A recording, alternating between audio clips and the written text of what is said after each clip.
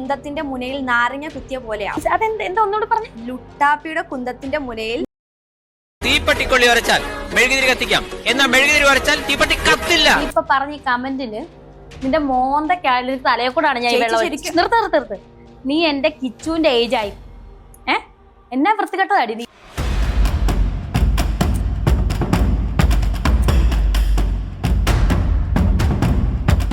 Cut ചെയ്തേക്ക്, മതി, നിർത്തിക്കോ, എനിക്ക് മതി. ഗസ്റ്റിനെ വിളിച്ചു വരുത്തിട്ട് ഇങ്ങനത്തെ മറ്റേ ചോദ്യം അല്ല ചോദിക്കും. ഞാൻ ഓൾറെഡി കമന്റ്സ് ആണെന്ന് പറഞ്ഞിട്ടാണ് ചോദിച്ചത്. ഒന്നുമില്ല മോളെ, നിർത്ത്. ഇത്ര കമന്റ്സ് ആണ് നീ ചോദിക്കണത്. വീട്ടിൽ ആരോടെങ്കിലും ചോദിച്ചൊക്കെ അടി കിട്ടും നിനക്കിട്ട്.